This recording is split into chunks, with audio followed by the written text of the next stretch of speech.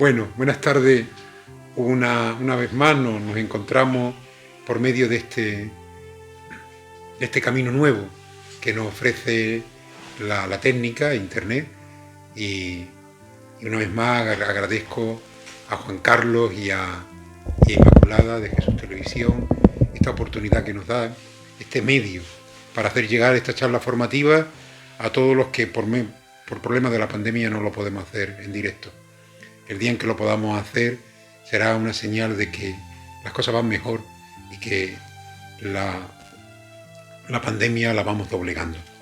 Y quiero comenzar esta tarde con un trozo del comienzo de la carta encíclica de su santidad el Papa Francisco, Fratelli Tutti, todos hermanos, en la que dice: anhelo que en esta época que nos toca vivir, reconociendo la dignidad de cada persona humana, podamos hacer renacer entre todos un deseo mundial de hermandad. He ahí un hermoso secreto para soñar y hacer de nuestra vida una hermosa aventura. Nadie puede pelear la vida aisladamente. Y creo que ese deseo y esa llamada de atención que nos hace el Papa al comienzo de Fratelli Tutti nos viene a todos fenomenalmente bien. Si recordáis, en la segunda quincena de marzo, cuando la pandemia había llegado a lo más, la plaza de San Pedro vacía, lloviendo a mares, una tormenta terrible, y el Papa allí solo, al pie de aquel crucifijo de la Vía del Corso que habían llevado allí profesamente, y el Papa dijo precisamente algo que hoy os he leído, ¿no? Nadie se salva solo, nos necesitamos. En esta barca en tempestad tenemos que estar remando juntos para vencerla.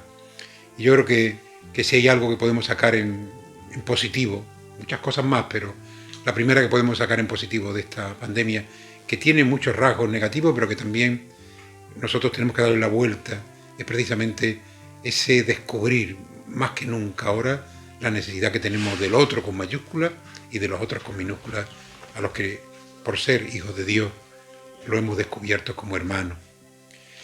El día pasado nos quedábamos al final de la historia de la salvación. Como recordáis, la última alianza es Jesucristo, verdadero Dios y verdadero hombre, porque Jesús nace en las entrañas de María por obra del Espíritu Santo. Si recordáis, y esta parroquia se llama la Parroquia de la Encarnación, hace referencia a ese misterio, cuando Dios, después de caminar con la humanidad, de hablarle por medio de los profetas, todo lo que es el Viejo Testamento, considera que ya es el momento oportuno para revelarse y comunicarse de una manera ya completa, total, pues se da cuenta que la única posibilidad que el hombre tiene de acercarse a él y de entender lo que Dios quiere de una manera clara y contundente es él, Dios, haciéndose hombre, porque el hombre no se puede hacer Dios. Es más, cuando el hombre, lo recordáis, al comienzo de la historia de la salvación,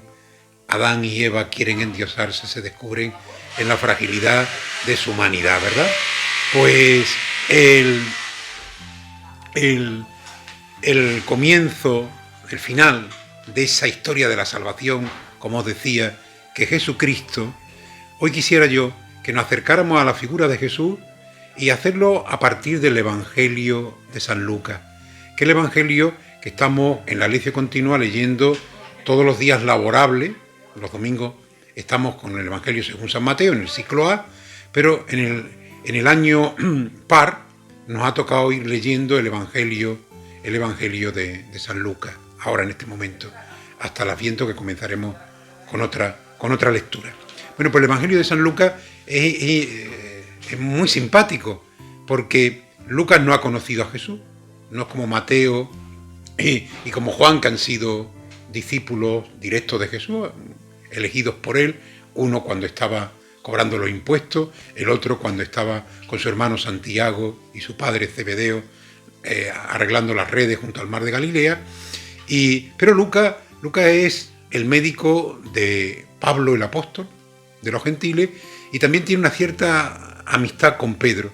Son quienes le han hablado de Jesús, por lo tanto Lucas no es de la primera generación, no es de los apóstoles, es de los que ha conocido a Jesús a partir de los apóstoles.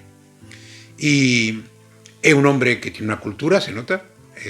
Pablo habla de él como su médico, lo que significaría un médico en tiempos de Jesús, pues ya os podéis imaginar, pero como alguien que le ha ayudado mucho en todas sus dificultades físicas, habla San Pablo, y es un hombre cuando se lee el Evangelio que tiene una cultura grande, es un hebreo bien formado. Y a la vez es un hombre también muy abierto al mundo contemporáneo, a este mundo que se va abriendo hacia lo que es, digamos, el Imperio Romano, que va dejando, digamos, esa influencia griega, que han sido los últimos libros también, que se ve clarísimamente en todos los libros de la sabiduría del Antiguo Testamento, y él se abre ya a un mundo gentil, igual que Pablo. Mucha gente que vienen, digamos, que se hacen cristianos sin haber pasado por el judaísmo, mucha gente además que vienen al mundo cristiano que precisamente de las capas más pobres de la sociedad. ¿Qué es lo que ocurre? Porque la gente que está segura y asentada, pues le cuesta más trabajo soltar sus seguridades para ponerse detrás de alguien que, aunque ha dicho que es la luz del mundo y el Salvador, pues evidentemente esos que tienen otras salvaciones con minúsculas las prefieren, las tienen más agarradillas, prefieren, digamos, agarrarse a ella y seguir. Pero la novedad más grande que tiene el Evangelio de Lucas es que presenta el seguimiento de Jesús como un camino. Todo sucede en el camino, y por el camino, y yendo de camino. Es decir, es el camino de Jesús el que presenta el Evangelio de Lucas, que es de alguna manera decir lo mismo que dice San Juan. San Juan lo dice en una frase puesta en boca de Jesús: yo soy el camino. Y Lucas, más que poner en boca de Jesús yo soy el camino, lo que hace es que nos pone a nosotros en el camino de Jesús. Y es más, como Lucas no solamente escribe su Evangelio, el tercer Evangelio, sino que además escribe los Hechos de los Apóstoles, no solamente nos presenta el camino de Jesús, sino que nos abre ya también a un nuevo camino, el camino de la Iglesia. Después de Jesús irse al cielo, le encarga a los discípulos que anuncien el Evangelio a toda la gente, que vayan por el mundo entero anunciándolo, y ahí comienza esa aventura de la Iglesia que después de 2000 años nos hace estar aquí a nosotros, que somos herederos de aquellos primeros que aceptaron esa invitación que le hizo Jesús a seguirle, y ese mandato que les dio después de resucitar, de que fueran al mundo entero a anunciar el Evangelio. Pues bien, ese largo camino que nos presenta el Evangelio de Lucas nos va a ayudar hoy a conocer un poco más quién es esa segunda persona de la Santísima Trinidad, porque curiosamente el Antiguo Testamento nos habla de Dios, y leyéndolo desde el Nuevo, que es la única manera que hay de leer la Biblia, esos 45 libros del Antiguo, esos 27 del Nuevo, forman una biblioteca inseparable. Para entender bien el Antiguo Testamento hay que leerlo desde el Nuevo, pero igualmente para entender bien el Nuevo Testamento hay que conocer el Antiguo. Por lo tanto, no vale con decir yo me quedo solo con el Nuevo. No. La Biblia es una en su conjunto, y todos los libros tienen relación entre sí, y todos nos hablan de lo mismo. No nos dicen cómo es Dios, ni nos dicen cómo es el mundo.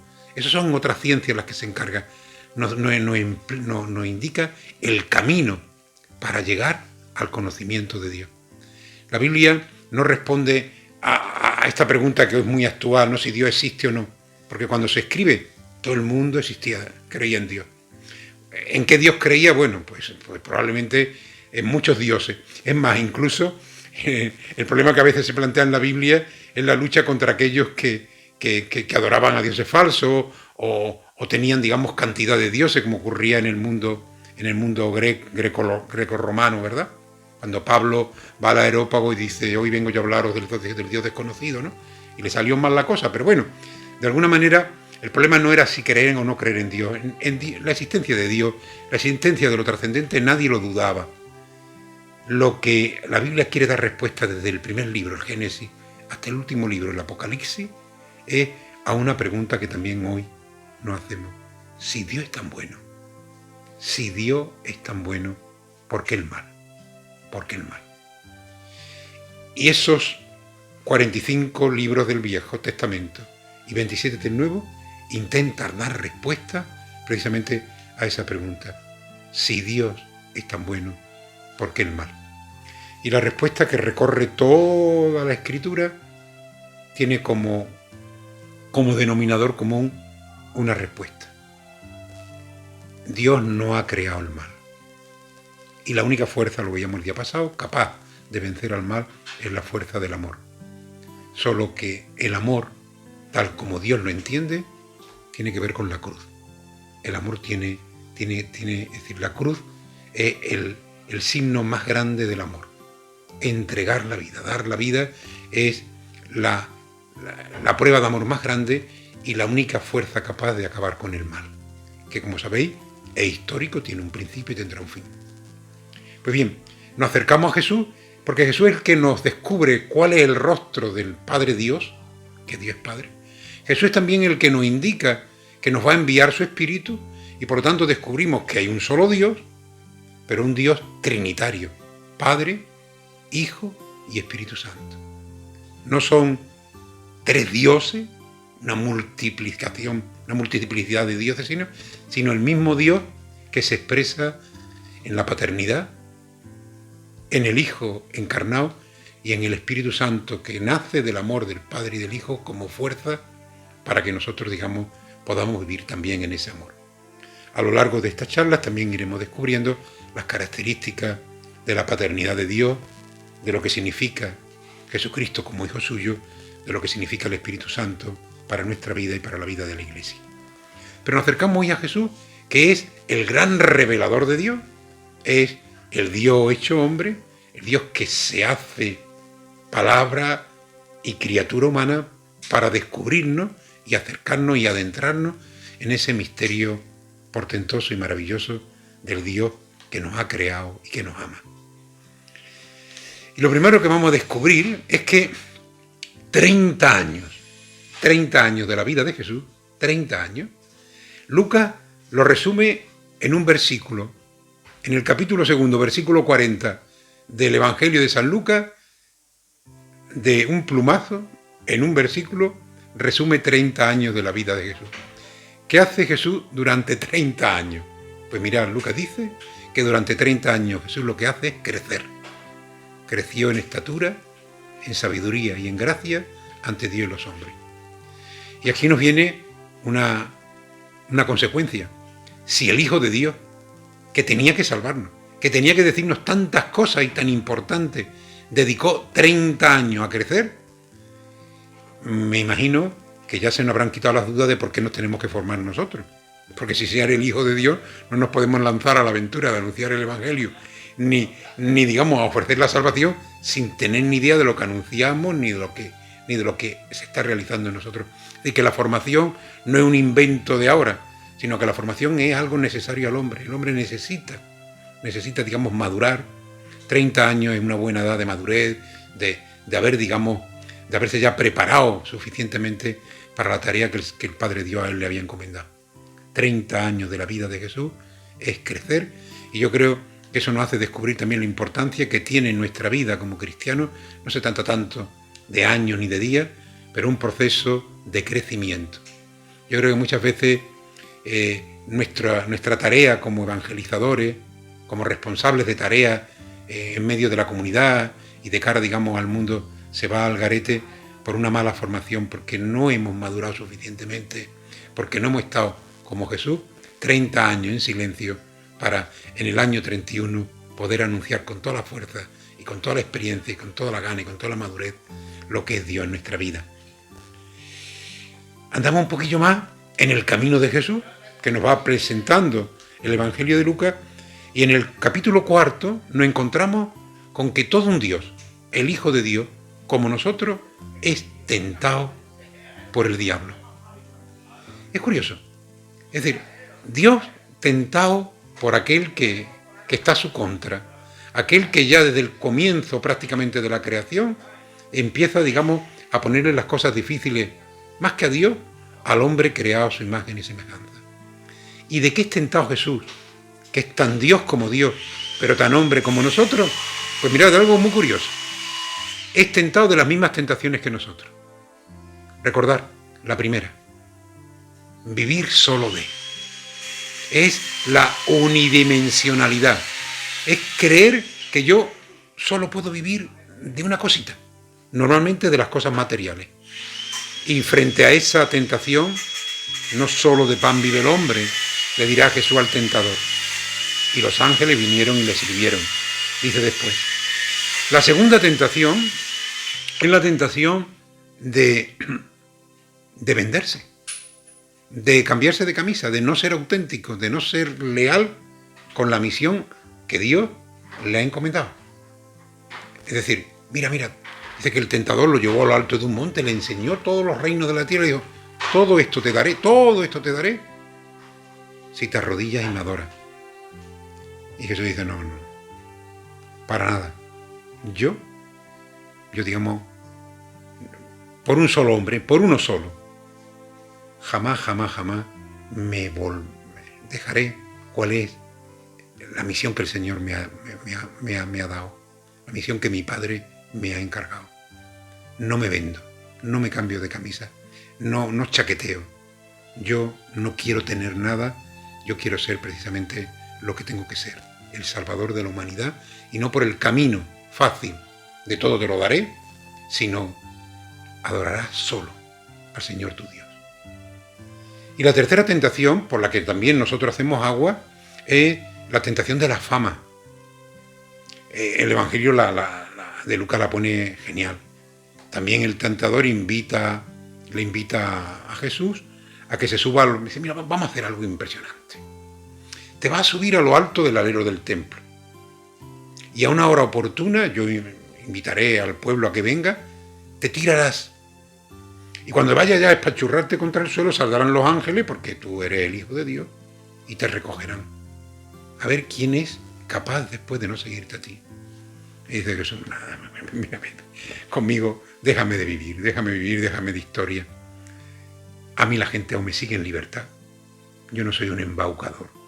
Yo no soy un fantasma, no. Yo soy el Dios humanado y la gente me tiene que seguir libremente. No se trata, digamos, de comerle el coco a la gente. No se trata de hacer, digamos, numeritos. Yo no voy a salvar a la humanidad con numeritos.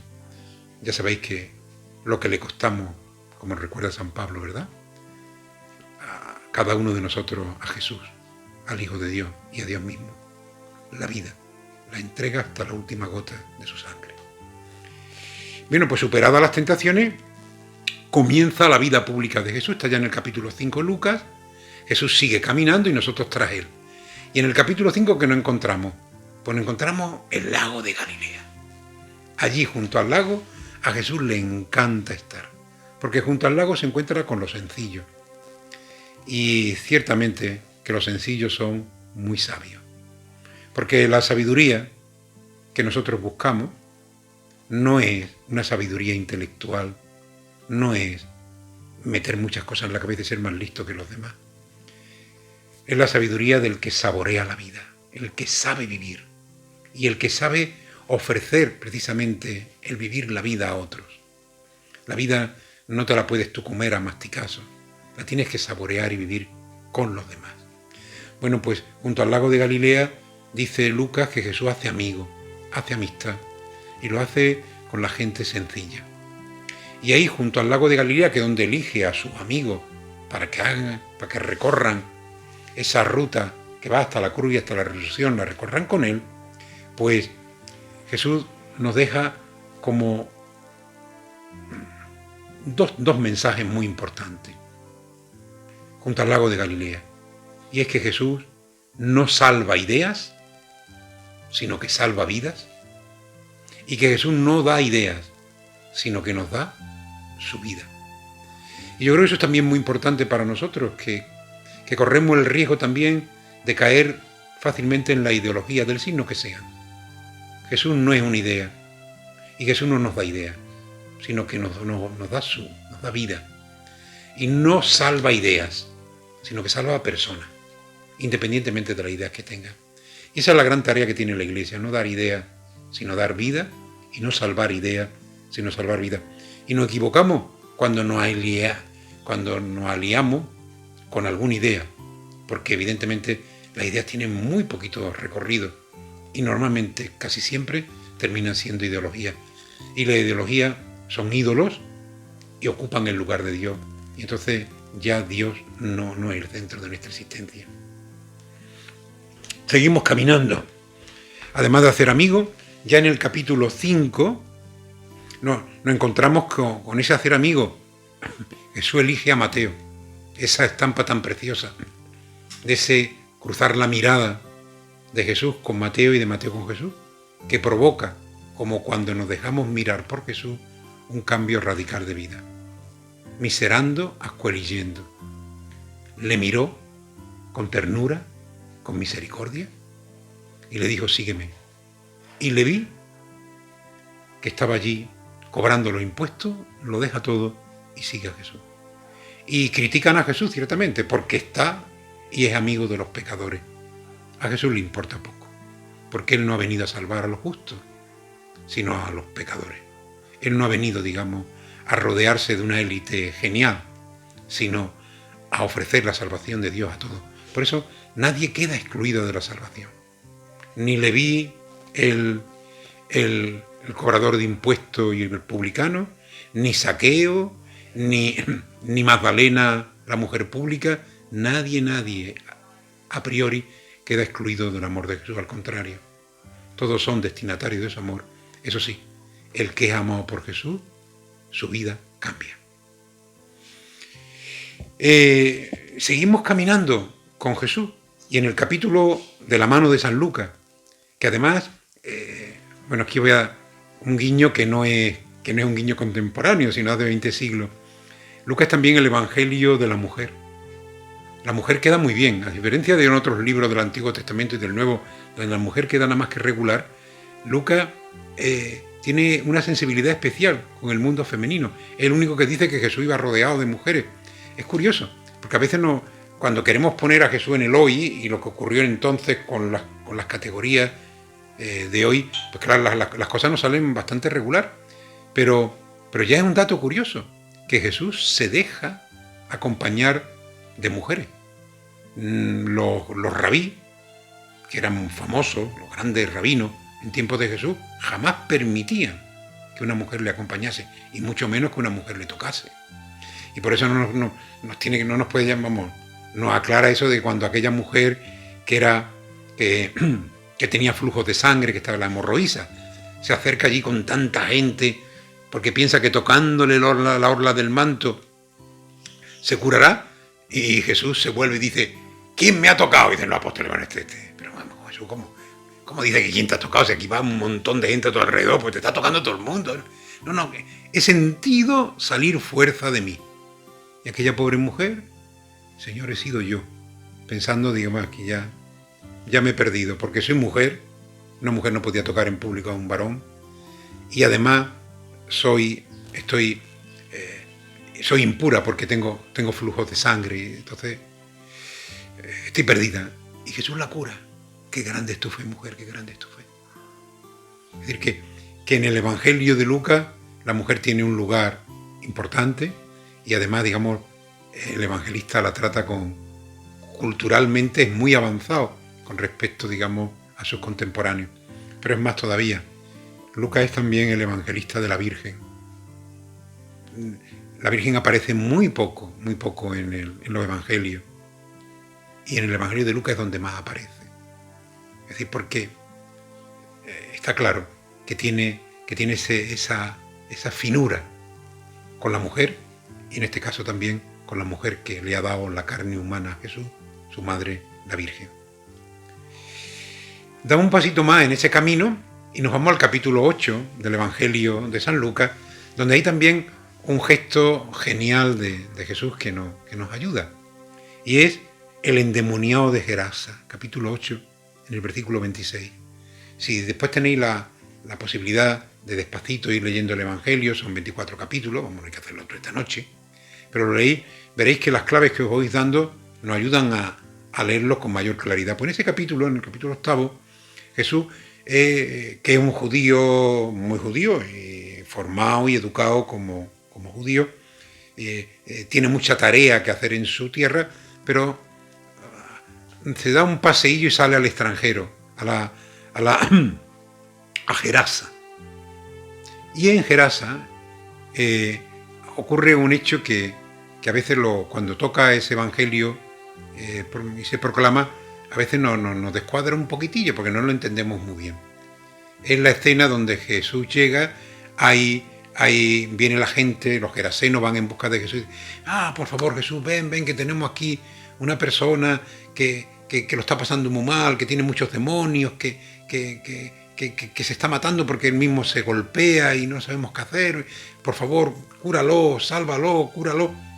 Jesús llega al geraseno y le dice, bien, sí, lo voy a curar. ¿Y en qué consiste la curación de Jesús? Pues que todos los demonios que tenía el geraseno dentro, había ya al lado una piara de cerdo, junto al acantilado, dice el evangelista, y Jesús manda a aquellos demonios que se vayan con los cerdos. Al entrar los demonios en los cerdos se volvieron medio locos, cogieron el acantilado, se tiraron por el acantilado y se perdieron los cerdos. ¿Y qué ocurre en ese momento? Pues los gerasenos, que habían venido todos a pedirle a Jesús, compasivo y misericordioso ellos, y muy solidario, que curara a su conciudadano, cuando ve el coste que ha supuesto la curación, le dicen a Jesús, vete a curar otra parte. Es decir, que ellos al final a ellos les gustaba que Jesús curara al geraseno, pero hombre, el coste de los cerdos era demasiado coste. Y esto nos tiene que hacer ver que sí, que compasivo, pero a la vez también solidario. La liberación de la gente también pasa por la cartera de cada uno de nosotros. Un mundo más igualitario, un mundo más justo, pasa también por un mundo donde todos compartimos más. Todos tendremos algo menos para que todos tengan. Pues bien, ahí está ese encuentro de Jesús con el mundo del dolor, pero también ese encuentro con Jesús con la realidad de lo que somos, que nos da mucha pena la situación de la gente, pero cuando nos pasan la nota de lo que nos va a costar que este mundo sea mejor, decimos, bueno, pues vamos a dejar las cosas como están. Señor, vete a liberar por otra esquina. En el capítulo 9, en ese camino que va haciendo Jesús entra en Samaria. Y Samaria no es los judíos en Samaria no tienen nada que hacer. Es decir, es curioso, Jesús se encarna y es un hombre como nosotros, el Hijo de Dios, pero nació en Nazaret, por lo tanto es galileo, es judío por raza y religión, y los samaritanos y los judíos no se hablan. Cuando Jesús pasa por Samaria, allí no la gente ni le escucha, ni la atiende, ni él puede hacer nada allí porque es judío. ¿Y qué aprovecha Jesús su paso por Samaria, de camino a Jerusalén? Pues aprovecha el que no le escucha, no tiene, digamos, aglomeración de gente, ni nadie le busca por el hecho de ser judío. Pues aprovecha ese momento donde no hay aplauso, aprovecha ese momento para coger a los discípulos y educarlos, para darle una formación como la que nosotros estamos en estos momentos recibiendo. Los reúne y aprovecha para contarle pues todo lo que él quiere transmitirle y sobre todo para ponerles muy claro lo que significa seguirle a él, el coste que supone seguirle y si están dispuestos a asumirlo. Y esa escena tan bonita, ¿verdad?, donde Jesús le pregunta a los discípulos, ¿también vosotros queréis ir? Porque claro, cuando Jesús le dice a la gente las cosas claras, la masa allí inmensa dice, nos vamos. Otro día nos lo cuenta hoy, yo no estamos para eso. Y Jesús está solo, y se queda solo. Y él le pregunta a los discípulos, ¿y también vosotros queréis iros? Y aquí Pedro le contesta, hombre, Señor, ¿cómo nos vamos a ir? Si tú solo tienes palabra de vida eterna. Y se lo diría seguro Pedro desde el corazón. Después lo traicionó y lo negó y... Bueno, con eso contaba Jesús. Pero también contaba con el cariño de sus discípulos. No es raro que cuando después de la resurrección, la primera vez que se encuentra con Pedro, le preguntas 3 veces, tú me amas. Y ya al final, en la tercera, Pedro se echa a llorar porque se acuerda de sus 3 negaciones. Y sin embargo, a pesar de eso y por encima de eso, como Jesús sabe que Pedro lo ama y se lo ha vuelto a repetir Pedro, Señor, tú lo sabes todo, tú sabes que te quiero, lo que le había prometido: tú eres Pedro y sobre esta piedra edificaré mi iglesia, Jesús mantiene su palabra. Es decir, nosotros a veces no confiamos ni en nosotros mismos, pero Dios, el Hijo de Dios, ha hecho un pacto con la humanidad, ha hecho un pacto con nosotros, y lo que nos ha prometido lo va a cumplir, y lo que nos ha dado jamás nos lo va a quitar. Pues bien, ahí en Samaria es donde Jesús les pone claro lo que significa seguirle, el coste que tiene ese seguimiento, la misión que le va a encargar, y es donde le preguntan: ¿también vosotros queréis iros? Y los discípulos deciden seguirle, estar con él, pero ya empiezan ellos a descubrir, ya empiezan los discípulos a descubrir que la cosa no es tan sencilla ni tan fácil, que su Señor, al que ellos quieren y del que de alguna manera ellos esperan llegar a ser ministros, como Santiago y Juan le ha pedido a su madre, ¿verdad?, que los ponga uno a su derecha y otro a su izquierda en el reino, es decir, esa confusión de pensar que el reino va a ser como un reino aquí en la tierra, etcétera, etcétera, pues ya les deja muy claro lo que significa seguirle a él, el coste de ese seguimiento, y los discípulos, con temor y temblor, como nosotros le decimos que le vamos a seguir, después cuando llega el momento de la prueba, pues no es tan sencillo, ¿verdad? En el capítulo 10, Jesús envía a los discípulos ya en misión. Bueno, pues ahora todo lo que os he contado, todo lo que os he transmitido, y vosotros por las aldeas a contárselo a la gente. Yo no puedo llegar a todos los sitios, y vosotros. Y es muy simpático porque los discípulos van y pasa como en los toros. Pues unos vienen contentísimos de todo lo que han podido conseguir, le ha salido bien la faena, otro viene y dice que ha sido un todo pinchazo, que no han conseguido nada, etcétera, etcétera. ¿Y Jesús qué hace? Pues cuando vuelven, se sienta con ellos y aprovecha lo que han vivido para seguir formándolo. Es decir, bueno, mira, comprendo que tú no hayas podido echar ese demonio, hombre, es que ese demonio era un demonio muy grande. Eso hay que ayunar mucho y rezar mucho para poder vencerlo, hay que comer muchas patatas, hombre, está ahí empezando. O cuando alguno de los discípulos dice: mira, Señor, no hemos encontrado por el camino a gente que no era de nuestro grupo, pero que hacía las mismas cosas que nosotros. ¿Se lo impedimos? O sea, y bestia, hombre. El que no está contra nosotros está a favor nuestro, el que hace cosas buenas. Aquí se trata de sumar, de multiplicar, nunca de dividir, nunca de restar. Es decir, que aprovecha Jesús lo que ellos han vivido, las dificultades que han tenido, para seguir educándolos. Y damos un salto y nos vamos ya al capítulo 20, y hay una cosa que es muy curiosa. En ese camino Jesús ya se encuentra con el gran obstáculo, que son pues todos los grupos de Israel que esperaban otro Mesías. Estaban los celotas, que eran los guerrilleros, que esperaban un Mesías guerrero que iba a ir delante de ellos a cortar los cuellos de todos los romanos y a volver, digamos, a descubrir, a darle a Israel esa libertad. O estaban los esenios que pensaban que este mundo no tiene solución, que no tiene arreglo, y que Jesús iba a ir con ellos también al desierto a aislarse y a rezar.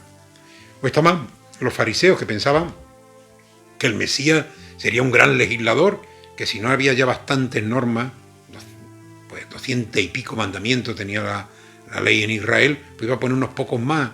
Y también se quedaron, digamos, y Jesús, que respetaba mucho a los fariseos porque eran hombres religiosos, curiosamente, pero estaban muy equivocados porque podían más la norma que las personas, y chocó mucho con ellos, pero también sacó discípulos del grupo de los fariseos, y bueno, pues también los fariseos se pusieron contra Jesús.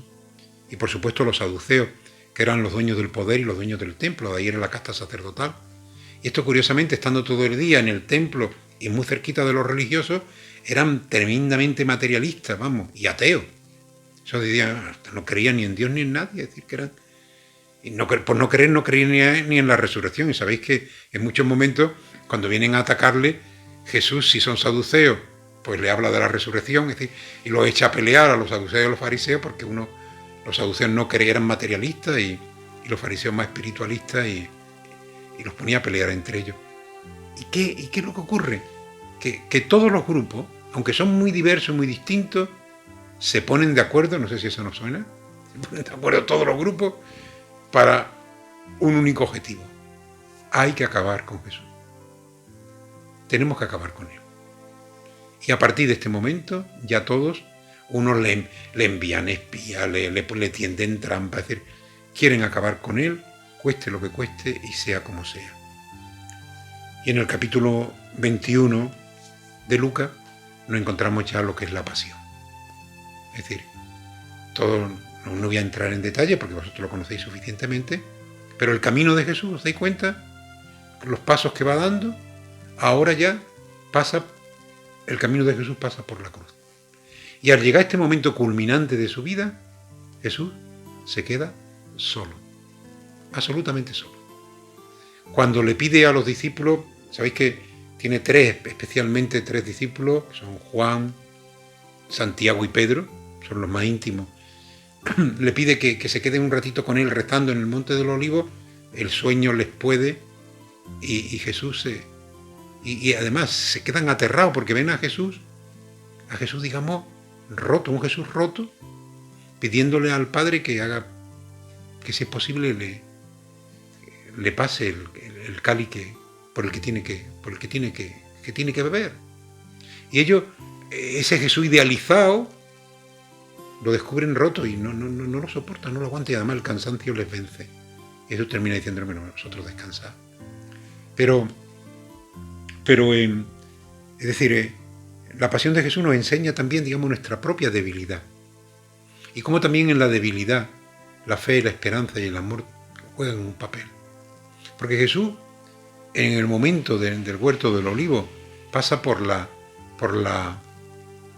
duda, digamos, corporal, por la fragilidad de su cuerpo. Dice el Evangelio que sudó sangre. Y pasa por la fragilidad, digamos, intelectual. Dudó. Padre, pero esto sirve para algo, esto. Y pasó también por la fragilidad social, la soledad absoluta. Y a pesar de eso y por encima de eso, él tira para adelante y ya después, digamos, se rehace y ya va, digamos, directo a la cruz, que él no la quiere. Es decir, no nos engañemos, la cruz es muy dura, es muy dolorosa. Él no es, digamos, el novio de la muerte, no es un legionario. Él es el enamorado de la vida y no es que él va a que lo maten, es que planifican matarlo. Y él acepta ese precio precisamente porque sabe que será como el cordero que en la Pascua era, digamos, sacrificado y cuya sangre salvó al pueblo de Israel, pues esa sangre no iba a salvar al pueblo de Israel, sino que iba a salvar ya a toda la humanidad. Y cuando ya parece que está todo perdido, en la cruz, al pie de la cruz, unas pocas mujeres y un Chabea, Juan, ahí justamente ahí, comienza, digamos, una fuerza que se expande por el mundo entero. De la cruz nace, de la cruz que después será signo de victoria. Y el Señor, que no se quedará clavado en la cruz, ni enterrado en la gruta, sino que resucita, porque el Padre le aplaude por lo bien que lo ha hecho y lo devuelve, digamos, a una vida ya sin fin. Pues bien, a partir de ahí, desde ahí, es donde nace una fuerza que después de 2000 años nos tiene a nosotros aquí. ¿Quién es ese Jesús cuyo camino hemos recorrido con él, que después de 2000 años nos tiene a nosotros encandilados y nos tiene preocupados y nos tiene, digamos, enganchados y nos tiene animados también a conocerle más y mejor, precisamente en esta formación que estamos recibiendo? Bueno, pues con la resurrección termina el Evangelio de Lucas. Pues no. Como el Evangelio ha sido todo camino, pues el capítulo 24 al final, Lucas presenta el camino de Maús. Por el camino van dos, que van de vuelta de Jerusalén a su casa, estaba muy cerquita, lo que se podía andar en sábado, y van por el camino, digamos, pues quejándose de que ellos esperaban, nosotros pensábamos, que hay que ver, toda nuestra esperanza estaba en este Jesús que acabamos visto que hemos visto que esto ha acabado en nada, esto se ha acabado, lo han matado, qué pena, que bueno, es verdad. Y Jesús se hace el encontradizo, ellos no lo reconocen, porque ya es el Señor resucitado, que tiene, es decir, ¿cómo sería el Señor resucitado? Pues otra manera de presencia, como es la Eucaristía, como es la palabra como es el pobre, como es cuando está en medio de nosotros, realmente está, pero su presencia no es ya digamos, carne y hueso, así de otra manera de presencia. Pero el desconocido se pone a caminar con ellos no les reconocen, están a lo suyo, les pregunta a Jesús y les va contando la escritura, les va explicando las cosas. Y llega el momento en que ellos llegan a su pueblo y le dice, oye, hace ademán de seguir caminando, y ellos, a pesar de todo y por encima de todo, hacen el gesto, el único gesto por el que Dios se nos revela, que es el gesto de la acogida, del servicio. Quédate con nosotros. Al desconocido, quédate con nosotros. Siéntate con nosotros a la mesa. Cena con nosotros. Como hizo Abraham con aquellos caminantes que iban por medio del desierto.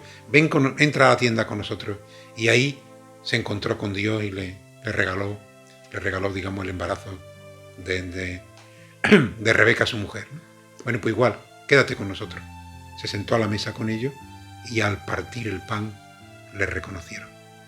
Es decir, que el camino de Emaús es el camino que también nosotros recorremos, preocupados en medio del mundo porque las cosas no salen todo lo bien que nosotros habíamos planificado y habíamos pensado.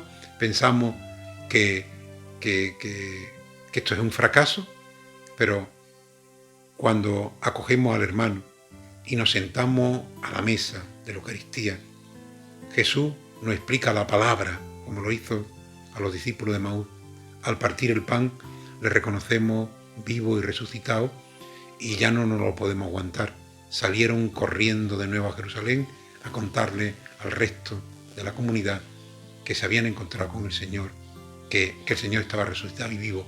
Y ahí se encontraron con que también la comunidad había tenido esa misma experiencia, se había encontrado con el resucitado. Nosotros, por lo tanto, no somos los seguidores de un fracasado en la cruz, de un muerto notable e importante, sino somos los seguidores del viviente, del que ha resucitado.